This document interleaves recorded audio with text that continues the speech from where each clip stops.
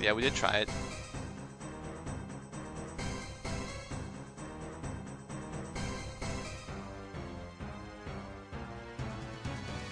Please, please, please, please, please, please. Just hit this, just hit this. Oh! It's so big!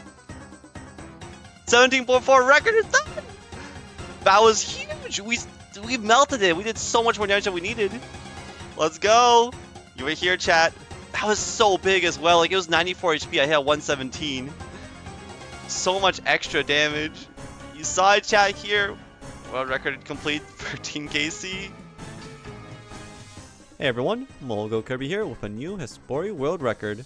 At 17.4 seconds, this is one tick faster than my previous world record thanks to the Surge Pot and double depth charge upgrade from the new boss, Yama. You may be asking, why would I beat my own world record? Well, anything to put off the last few levels of room crafting for maxing, am I right? Anyways, a lot happened very fast in that run, so here's a quick explanation of the strats we did. Also, I have a habit of saying we instead of I. Don't worry, I don't actually have a clone. First off, we kill the flowers in a specific order and spawn my Thrall on a certain timing. You see, normally you need to wait a tick after killing the last flower to avoid Hespori nulling your hits. However, we make it so that my Thrall will attack the last flower one tick after me.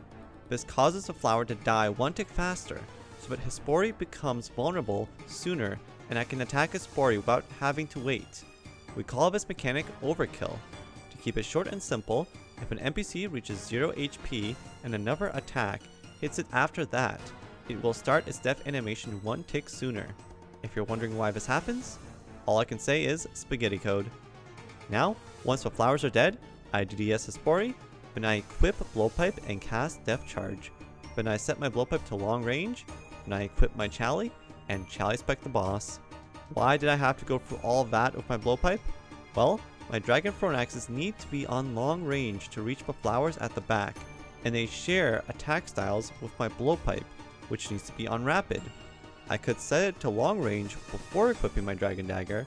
However, if you try to change attack styles and equip a weapon at the same time, it cancels the attack style change, which means I'd have to set the blowpipe to long range, wait a tick, and then click DDS, Defender, Special Attack, and the boss all in the same tick, which I think is harder to do consistently. Anyways, after the Chally spec, I then drink Surge Pot, equip Dragon Thrownaxes, and then I begin my 360 no-scope montage for Halo 3. Okay, but actually, so Dragon Thrownaxes are like a Gmaul, where you can throw them instantly, but unlike a Gmaul, they reset your attack cooldown to the speed of axes. So in general, doing it after a slow attack like a Crystal Halberd is nice, since Crystal Halberd puts you on 7-tick cooldown, and axes reset you to 4-tick cooldown. However, this means I need to switch my last Thrownaxe's attack style to rapid, so that it puts me on a 4-tick cooldown once I'm done axing, instead of a 5-tick long range would give me. This is where the 360 no-scope tech comes in. I use a plugin called Camera Points. It allows me to use a hotkey to face my camera straight north, straight south, straight east, or straight west. Just like right-clicking the minimap, compass can do this. It also allows me to adjust my zoom value. However, it does not let me look on an angle, and it does not change the pitch of my camera. So I need to set the pitch of my camera manually before the session begins, and then I need to never move my camera up or down. I only use hotkeys or zoom in and out while resetting, otherwise I'll have to line up the pitch of my camera again to match the flowers for when I'm speccing. This plugin is very nice for skilling to save your wrists when room crafting. This is probably the first time it's been used in PVM like this, as it's very jarring and took a lot of practice to get down. But yeah, my double depth charge from killing the flowers gets me the 30% spec to Chally and finish off a boss at the end. This run was about a 1 in 600 chance, which is about 12 or 13 hours of efficient resets. I spent more like 20 hours by my estimate of on-stream plus off-stream hours, excluding time spent learning the method. It is possible to get a 16.8, however it will be much rarer. It replaces one halberd hit with a Durac hit, so I can do 4 axes on the flowers. My 18-second Hespori world record did the Durac tech, and it took me like 80 hours or however long it said in my video to get the run, though I did get quite unlucky. I may return at some point to go for 16.8.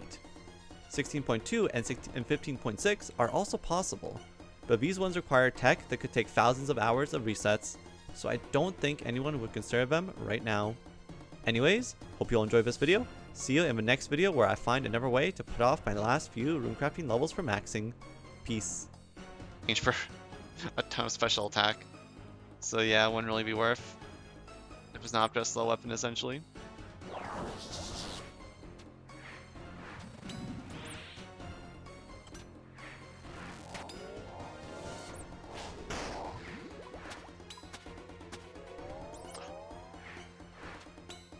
No, 48. I decided to not look at the XP drop. Don't kill. Here you go.